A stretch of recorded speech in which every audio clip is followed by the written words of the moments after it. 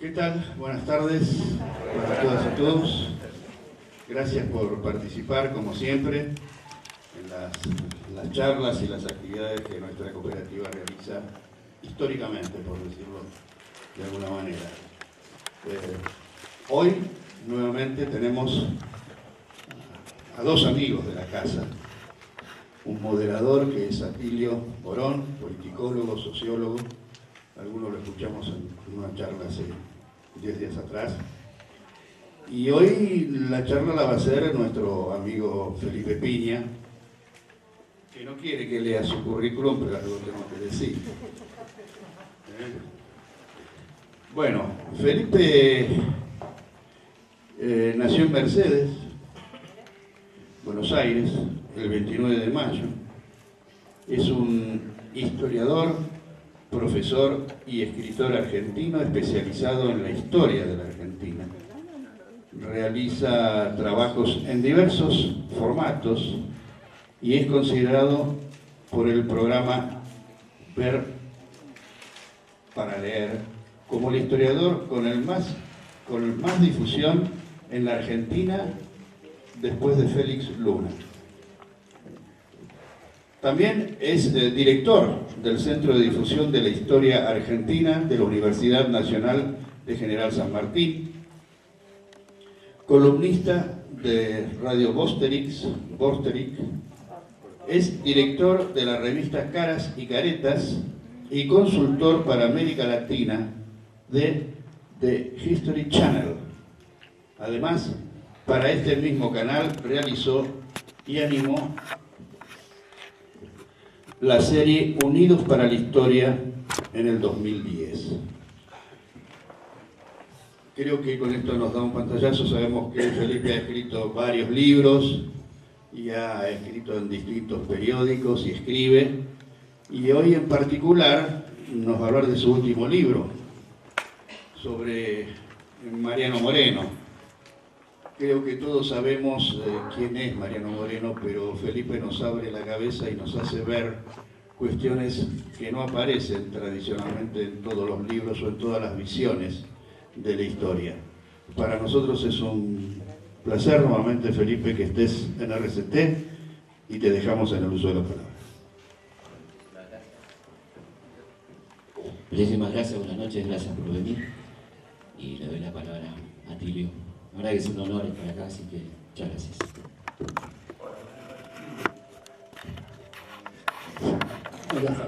Hola. Bueno, buenas noches a todos. Gracias Felipe, gracias Juan por la invitación. Un honor siempre acompañar a Felipe Piña en sus magníficas presentaciones. Hablamos de Moreno, vamos a hablar de Moreno, él va a hablar de Moreno, ¿no? Yo voy a hacer tal vez algunas preguntas.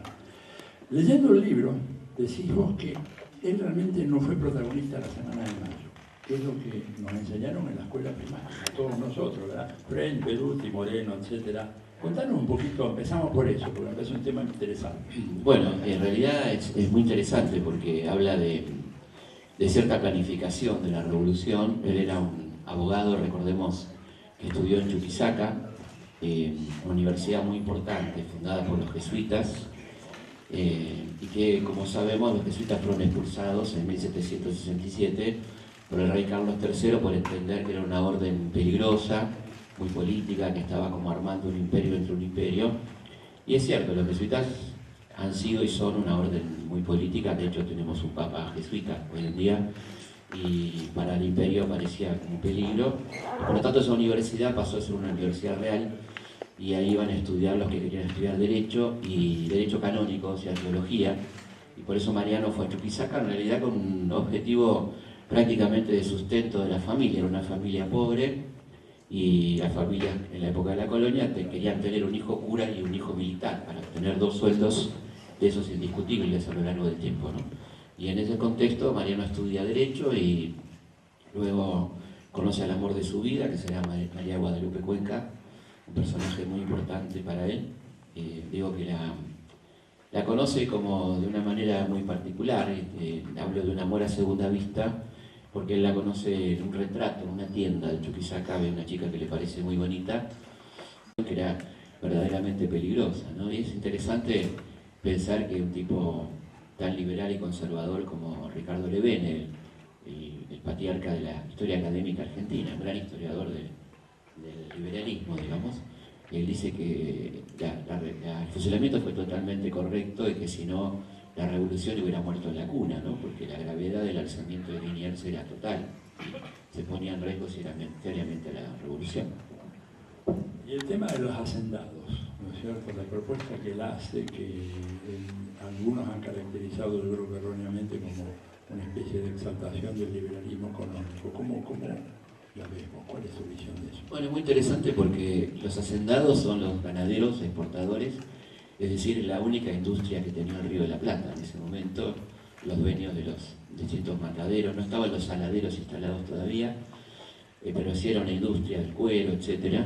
Y por lo tanto lo que él veía que esa industria estaba muy complicada por el manejo que se hacía del comercio exterior, en un contexto de claro debilitamiento del comercio porque la armada francesa y española había sido destrozada en Trafalgar, no se había podido recuperar en esos 5 años, y por lo tanto había que pensar en algún tipo de comercio con los ingleses, que eran los lógicos, los tipos que manejaban el comercio mundial, pero con ciertos cuidados para que no terminen inundándonos de productos importados, como estaba ocurriendo con el contrabando. Por eso es un documento altamente interesante que escriben Belgrano y Moreno, donde hablan de las virtudes del comercio, pero teniendo mucho cuidado y atención a que no introduzcan productos que se fabricaban o se producían en el país y creando gravámenes importantes a los productos importados que podían competir con los nuestros. Por eso es que es incomprensible que alguien diga que esta es la Biblia del liberalismo, ¿no? Quizá porque lo leen apurado y ven una cita dada en Smith, pero también hay citas de Filanger y de Quesnay, de los fisiócratas, ¿no? Porque ahí se ve la pluma de nuestro querido Belgrano, que le encantaba citar a los economistas que a él le gustaba, y también hay advertencias y propuestas muy concretas de ojo con la introducción libre de producto importado que puede arruinar nuestra industria. Recordemos que Belgrano decía en un texto de 1795, los países civilizados se cuidan de no exportar materia prima sin antes transformarla localmente, porque de lo contrario estarían creando desocupación en el país exportador y ocupación en el país importador, ¿no? Entonces decía, no exportemos cuero, exportemos zapatos, ¿no? Esto decía el querido Manuel Belgrano. Palabras que cobran actualidad de manera importante. Dime, ¿cuál fue su relación con la Iglesia? Porque tuvo un problema ahí cuando estaba, no un problema, una gestión que hizo estando en el Cabildo en contra nada menos que del obispo Lué, aquel famoso que dijo que mientras haya un solo español en América, no habrá independencia posible. ¿Cómo terminó eso? Sí, eso habla de la valentía, ¿no?, que tenía de enfrentar ya como abogado antes de la Revolución a los poderosos, porque él efectivamente se mete con los cuerpos militares cuando le negaban los ascensos a los pardos y morenos, es decir, a los esclavos, se mete con el régimen de pensiones que ignoraban los derechos de las mujeres, y se mete con la Iglesia cuando efectivamente el obispo de Córdoba se excede en sus funciones y se sanciona a sacerdotes que critican los sermones y la forma de proceder del obispo Lué. Entonces logra finalmente que esos sacerdotes sean reincorporados, y logra también que Lué lo odie profundamente. Ya teníamos 2 poderosos de Buenos Aires que lo odiaban, que era el obispo Lué y el joven Rivadavia, ¿no? El obispo Lué efectivamente será un tipo ultra reaccionario, era el obispo de Buenos Aires, el deán de la Catedral de Buenos Aires, que en el Cabildo del 22 de mayo representó al virrey y dijo, mientras haya un español en América, todos los americanos le deberán obediencia, ¿no? Y a eso le contesta Juan José Castelli que deberían estar más preocupados por defender su territorio de los franceses que enseñarnos a nosotros lo que tenemos que hacer, ¿no? En ese discurso extraordinario que da Castelli y que da vuelta a la votación y logra la destitución del virrey Cisneros, ¿cierto? Bueno, él también, al traducir el contrato social, que ya de por sí es una empresa mayúscula, ¿no? Porque tuvo que aprender el francés, digamos, en aquella época no era tan sencillo como hoy. Dicen que omitió algunos pasajes de la obra de Rousseau que eran muy críticos de la Iglesia. ¿Es real eso o...? Sí, totalmente así, porque él no quería abrir un frente de conflicto con la Iglesia. Por otra parte había un organismo recaudador, pero la aduana, la única aduana realmente de entrada al país, que era la de Buenos Aires, hacía una tarea política extraordinaria, permitía o no permitía el paso al interior de maquinarias, libros, elementos económicos, con lo cual manejaban el desarrollo o no desarrollo del país. O sea que la tarea del unitarismo fue muy sabia, ¿no? muy inteligente, y un poco el cráneo de todo eso fue el hombre de la avenida más larga del mundo, ¿no? Que no es la más larga del mundo, aclaro, me parece más lindo el nombre, es la avenida Insurgentes, la de México. Me gusta más Insurgentes que Rivadavia. Cuestión de gusto, qué sé yo, cada uno. Él contrajo el empréstito con la Baring, ¿no es cierto? Un empréstito que es un modelo, ¿no? Realmente, lo decía Scalabrini Ortiz, es un modelo de lo que va a ser ahí en adelante la deuda externa argentina. Y antes que ocurriera, en 1808, hay un trabajo de Manuel Belgrano sobre la deuda externa que dice: las deudas externas se toman para fines nobles y se gastan en fines innobles, ¿no? Y dice muy bien, nadie toma una deuda externa diciendo que va a ser algo que no sea un camino, un puerto, ¿no? Pero nunca se usa para eso. Y vos fijate que el empréstito Baring se toma para hacer pueblos en la provincia, construir canales, el puerto de Buenos Aires, y jamás se hará con ese dinero, ¿no? Que terminará usándose absolutamente para la especulación, con el llamado Banco de Descuento, fundado por los mismos negociantes que van a Londres a negociar el empréstito, que son 3 ingleses y 2 argentinos, o sea que están de los dos lados del mostrador. Y el empréstito se toma por 1 millón nominal de libras y se negocia al 80 y se declara a Buenos Aires que se negocia al 70, con lo cual se quedan los tipos con un 10% de entrada.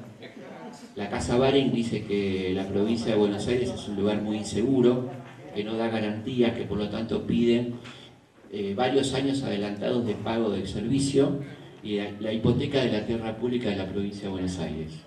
Con lo cual, del millón que pedimos, llegan 560.000 libras, en la mayoría en títulos contra casas comerciales inglesas, y solo 55.000 libras esterlinas en efectivo, del millón que pedimos. Pero por supuesto la deuda será por 1 millón y se terminará de pagar en 1904, 80 años después, más o menos 7 veces del importe pactado.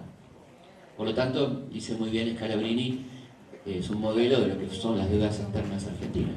Un modelo tremendamente actual. Absolutamente, sí. Decime una cosita, el escenario sudamericano no ayudó también a este reflujo del ímpetu revolucionario que venía del Río de la Plata, en donde tenemos que incluir también las figuras de Artigas, ¿verdad? Por supuesto. Una figura extraordinaria que muy solo tuvo que enfrentar a estos monstruos, ¿no? A los Alvear, a los Pueyrredón, a toda esta gente que le ponen Posadas, el primer director supremo, tío de Alvear, declara a Artigas infame traidor a la patria y pone 6.000 pesos de recompensa a su cabeza, ¿no? Justamente... hablaba de traición a la patria. Traición a la patria, exactamente, sí. Ahí tenés uno, llamado traidor a la patria. Y bueno, Artigas es un personaje maravilloso, ¿no? Es un portador prácticamente de un primer plan popular, progresista, moderno, un gran tipo muy moderno, muy lector de los norteamericanos, ¿no? de los Jefferson, los Adams, los Hamilton, los federalistas. Se puede decir que es un federalista teórico, en el sentido que era un tipo muy preparado en ese sentido y hace una verdadera revolución al otro lado del Río de la Plata con la reforma agraria, ¿no? Con la inclusión de los indígenas, con todo eso que concreta el poco tiempo que lo dejan, porque inmediatamente lo empiezan a perseguir, a atacar, llegando a cosas realmente infames como ya teniendo un gobierno patrio como el de Pueyrredón, pidiéndole a Portugal que invada la banda oriental, ¿no? Y así es como empezamos a perder al Uruguay. Y en Perú, digamos, al cual llega San Martín y es realmente considerado el protector del Perú y el primer gobierno nacional. Bueno, San Martín hace lo que puede, logra tomar Lima, declarar independencia, pero el sur del Perú sigue en manos españolas, para lo cual él pide ayuda a su país. En este momento gobierna a su enemigo Rivadavia, que le niega todo tipo de ayuda, y lo dice en una carta a Funes realmente impresionante, donde dice: si San Martín triunfa definitivamente en el Perú, será el próximo presidente de nuestra república naciente, cosa que no vamos a permitir, ¿no? O sea que la negativa de ayuda militar de lo que era nuestro país. Que gustan cuando salgan hay varios libros escritos por Felipe, que él estará dispuesto a autografiar a quienes lo deseen. Y la semana que viene, los que continúen las vacaciones en nuestra cooperativa, vamos a hablar de un tema interesante también, que es la justicia. Va a estar acá la presidenta de Justicia Legítima, la doctora Carrigós, para una charla, debate con todos los que quieran participar. La idea es hacer preguntas en función de la hora, no opiniones, porque si no, entre tanta gente nos vamos a las 5 de la mañana. Entonces les voy a pedir, por favor, preguntas concretas. Una cortita. El decreto de supresión de honores, si podías... Sí, cómo no. El decreto de supresión de honores tiene que ver con una trampa tendida por Saavedra a Moreno, que es el festejo de la batalla de Suipacha, el primer triunfo de las armas patriotas, que se hace en Buenos Aires el 6 de diciembre de 1810, en una fiesta en el regimiento de Patricios, y a Moreno se le niega el ingreso, siendo Moreno secretario de guerra de la Junta, ¿no? Un acto de clara provocación. Durante esa fiesta hay un suboficial, Atanasio Duarte, que está pasado de copas, y proclama un brindis por el futuro emperador de América, Cornelio Saavedra, y proclama a su esposa emperatriz con una coronita de azúcar que estaba en una torta. Bueno, esto provoca evidentemente la ira de Moreno, que escribe el decreto de supresión de honores, que es un decreto extraordinario, que comienza diciendo que porque le dice, bueno, pero lo dijo un borracho esto, ¿no? Entonces Moreno empieza diciendo, ningún habitante de Buenos Aires, ni ebrio ni dormido, puede tener expresiones contra la libertad de su país. Y continúa hablando de ¿qué sería un mandatario, ¿no? ¿Qué es un mandatario? El concepto de mandatario, que no es el que más manda, sino el que manda en nombre de, que es un ciudadano que está al servicio del resto de los ciudadanos, que por lo tanto no tiene que tener ningún tipo de privilegio, que a partir de ese momento decreta punto 1, 2, 3, etc. Entre esos puntos se suspenden la entrada gratuita a los espectáculos públicos, la ubicación en un palco especial, los gastos reservados. Hacemos un silencio. No dijo las vacaciones, pero sí otras cosas. Y bueno, el uso de la carroza especial, etcétera, etcétera, que evidentemente era demasiado para Saavedra. Y como dice Guido, quizá en la firma de ese decreto estaba poniendo Moreno la sentencia de muerte, ¿no?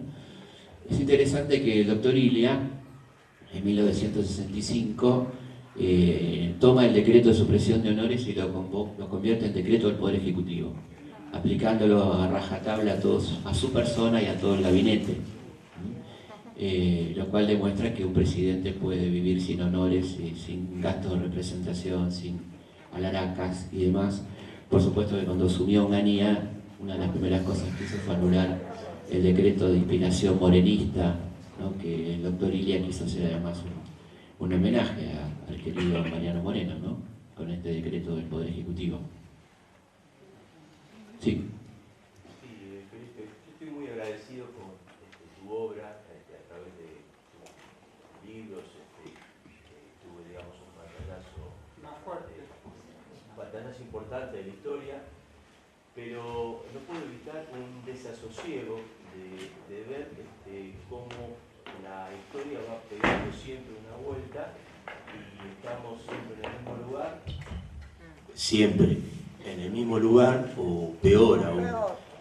O sea, y me gustaría saber, una persona que tiene mucho conocimiento histórico, si tenemos alguna razón para ser optimistas y no pensar que, digamos, esto no tiene solución, digamos, en el sentido de que cada vez el país sigue siendo pendular, pasamos de un extremo a otro y vemos que muchas de las cosas que hace 200 años estaban en comienzo para resolverse, hoy estamos de vuelta atrás. O sea, yo de hecho en mi vida, cuando yo era chico, los trenes llegaban hasta Jujuy, hoy no. Y de esto hay miles de cosas más. Bueno, yo por suerte me ocupo del pasado, así que por eso elijo hablar del pasado. Pero no dudo la respuesta para nada. Creo que sí, siempre hay motivos para ser optimista y tiene mucho que ver con una historia del pueblo argentino de dignidad. El el ego que tienen muchos de nuestros políticos de hoy en día, ¿no? Que son más autores de yo y platero, digo, ¿no? Entonces es interesante hacer esa distinción. Y yo creo que el cine argentino se equivoca muchísimo. Está bien que estamos en uno de los peores momentos del cine argentino, pero no por la calidad, sino por la ausencia de financiamiento y la retirada del Estado de la producción. Se equivoca no tomar temas históricos, ¿no? Que también funcionan en todo el mundo y tenemos para, no sé, hacer 50 películas por año históricas, ¿no? Y la verdad que es una pena. Y cuando se hizo cine histórico generalmente funcionó muy bien. El primer gran boom del cine argentino fue la Guerra Gaucha, y por una empresa cooperativa que fue Artistas Argentinos Asociados, ¿no? Que era la AAA buena, digamos. Ángel Magaña, Francisco Petrone, bueno, una película extraordinaria que justamente hablaba de nuestro querido Güemes y la Guerra Gaucha con libros de Leopoldo Lugones. Así que yo creo que hasta fundacionalmente el cine argentino le ha ido bien cuando tomó temas históricos. Pensemos en Camila, que fue la primera película de la democracia, ¿no? Que fue un boom, porque la gente leyó en esa película mucho metamensaje de la dictadura, ¿no? Los libros prohibidos, bueno, la persecución, todo lo que trajo esa notable película de María Luisa Bember, ¿no? Así que grandes momentos, la historia oficial, son películas históricas, ¿no? Que han sido... ¿Cómo? ¿Cuál sería ahora? No, ahora creo que tenemos mucho tema, seguro. No sé si de la actualidad, pero de la actualidad por supuesto, pero digo, de cine histórico, no hay una buena película sobre Moreno, por ejemplo, o si querés la historia de amor tremenda de Moreno y Guadalupe Cuenca, ¿no? Que no está contado cinematográficamente, y creo que es una historia que podría interesar en el mundo porque es una historia de un amor universal. Tiene como trasfondo la revolución, pero podría ser una historia que le interese a cualquier persona, ¿no? Esta mujer que, sin saber que su marido ha muerto, le escribe 14 cartas de amor reclamándole su presencia y contándole qué pasa con la revolución. Bueno, es una historia tremenda, ¿no? Muy profunda. Juana Zurduy, por supuesto, ¿no?